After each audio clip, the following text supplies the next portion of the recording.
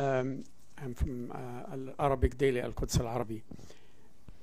Have you traced any involvement of Israeli military and Israeli drone in the attack on Pakistan? There are some reports say that immediately Israel, of course, they declared their support to India. और 10 की रात को हमने काफी jets उड़ाए।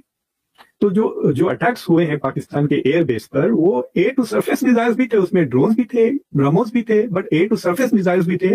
And he made it very clear that different काफी air force का इस्तेमाल किया गया ऑन द 9th और the Israeli equipment involved. I'll allow my team to expand if necessary. As far as I'm aware, absolutely, Israeli drones were used during India's attack on Pakistan. Pakistan में जो हार्डलाइनर्स politicians हैं उनका अरूज देखें तो उसमें तो एक बात बड़ी वाज़ेह नजर आती है कि जो एक दूसरे के मुल्क को गालियां देता है या जो एक दूसरे मुल्क के खिलाफ जो है वो ऐसी बातें या ऐसी धमकियों की लफ्ज इस्तेमाल करता है, जबान इस्तेमाल करता है, बयानात देता है, तो उसको जो पब्लिक एक्सेप्टेंस है वो ज्यादा मिलती है। तो इंडिया ने नोटाम जारी किया है। ये जनाब 100 किलोमीटर बॉर्डर के फासले के ऊपर कराची और सिंध के पास यहाँ पे air space reservation for Indian air force exercises, ये जनाब आज एक्सरसाइजेस इंडियन वक्त के मुताबिक, बल्कि पाकिस्तानी वक्त के मुताबिक मैं आपको बताता हूँ 3 बजे से लेकर रात 8:30। मगर ये मूडी जो है फिर भी रुकता नहीं है ना, रुकता नहीं है। इसने ऑपरेशन सिंदूर के बाद एक रैली में भारत को ना धमकी दी थी, गीदड़ भभकी दी थी। वो आपको पता है कि टपक टपक के टपक रहे हैं, यानी कि कितने ही ज्यादा टपकाए जा चुके हैं। कहीं पाकिस्तान ने इंटीरियर में जाके उनके बेसिस को मारा है and we have bypass Pakistan के रेडार वगैरह। और ये वॉशिंगटन पोस्ट और न्यूयॉर्क टाइम्स ने सैटेलाइट फोटोग्राफ्स के थ्रू इसको वेरीफाई भी कर दिया।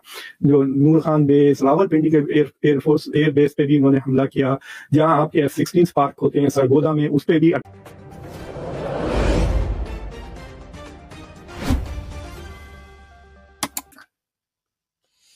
तो उस पर बराज बनाने की बात थी कि जिससे झेलम की water level in the lean months वो रेस्पेक्ट हो सके।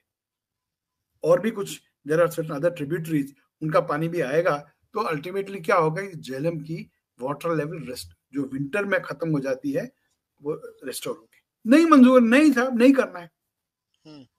आपका भला हो रहा है तो इसलिए मुझे तो उसमें टांग अड़ानी अड़ानी। This is what has irritated India कि हर एक प्रोजेक्ट में आप लोग सिर्फ ऑब्जेक्शन रेज करते हैं, और जब ऑब्जेक्शन बाद में ऑब्जेक्शन को ओवररूल करने में 5 साल लग जाते हैं, 10 साल लग जाते हैं। तो फॉर अस दैट डिनायल जो है वो दैट बिकम्स कॉस्टली।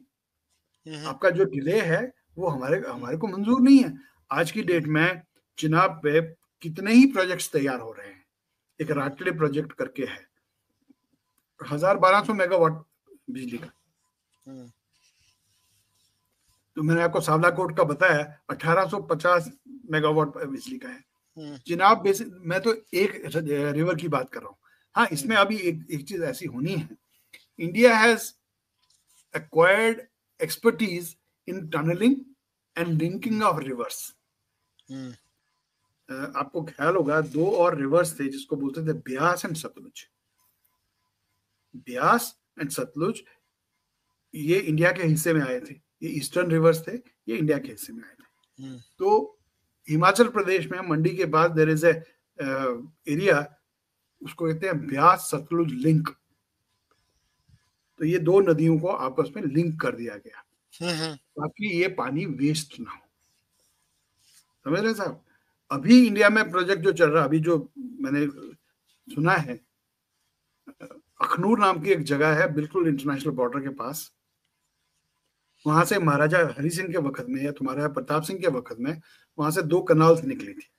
एक समझ लीजिए ईस्ट कनाल, एक वेस्ट कनाल। वेस्ट कनाल की जितनी दूरी नहीं थी, लेकिन जो ईस्ट कनाल जाती थी, ईस्ट तरफ को जाती थी टुवर्ड जम्मू, उसमें चौधरी साहब नाउ दे आर प्लानिंग कि उसको थोड़ा एक्सपैंड करके, उसकी काफी लंबाई तो है और शायद 60-70 किलोमीटर की लंबाई है, उसको आगे जाके रावी के साथ लिंक किया जाए। ठीक है, चिनाब के पानी को लिंकेज करना कोई इतना आसान नहीं है, क्योंकि वो सारा माउंटेनस एरिया है, इतना माउंटेनस एरिया है कि उसमें टनलिंग और ये सब में टाइम लगेगा। हो सकता है, मैं ऐसा बिल्कुल नहीं बोल रहा कि साहब नहीं होगा, लेकिन कॉस्ट इन्वॉल्व एंड और उस ऊपर से अगर आप लोग ऑब्जेक्शन मिलॉर्ड करते रहेंगे तो कॉस्ट एस्केलेशन होती रहेगी। ये जो है ना, इस माइंडसेट से आपको निकलना पड़ेगा जी। प्रॉब्लम यही है शकील साहब, nobody teaches your people these things. मैं एक और बात आपसे करना चाह रहा हूं। अभी कुछ देर पहले मैंने एक थंबनेल देखा यूट्यूब का, जिसमें असदुद्दीन अवैसी साहब के खिलाफ जो है वो बात की गई, और क्या लिखा था कि ये खबीस अवैसी मुसलमान नहीं हिंदू है। खबीस का मतलब है इविल या wicked, you know. Correct. Now this is happening not only, this is happening, sorry for interrupting, this is happening not only with Owaisi, और भी कुछ मुस्लिम लोग हैं। सलमान खुर्शीद के नाम से एक कांग्रेस के, ही इज अगेन बड़े पेडिग्री के आदमी हैं, उनके फादर वालिद या थे काफी लोग जो थे, जो लीडर्स थे, ये खुद भी फॉरेन मिनिस्टर रह चुके हैं।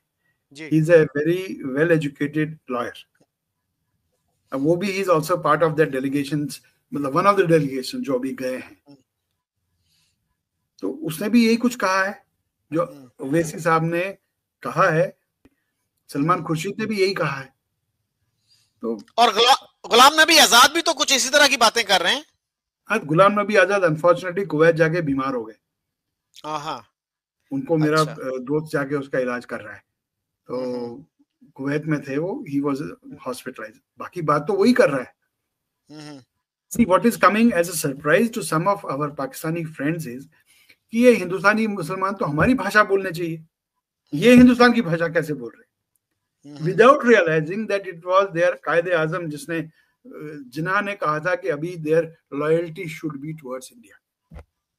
Yes right. I am sure ये उसने खुद सामने से कहा था जी। अब ये ऊपर से कहा था या दिल से कहा था वो भगवान जानता है जी। ये उन्होंने कहा था 7 अगस्त 1947 को दिल्ली एयरपोर्ट पे, जब वो कराची के लिए आखिरी फ्लाइट ले रहे थे, आखिरी दफा जब उन्होंने फ्लाई किया दिल्ली से कराची के लिए, उस वक्त उन्होंने ये कहा था कि Indian Muslim should be loyal to India because no state tolerates disloyal citizens, है ना। तो अब इंडिया ने, देखो मोदी जी ऐसे तो आप बड़ा कन्वीनियंट है जी, butcher of Gujarat, sir what is the proof.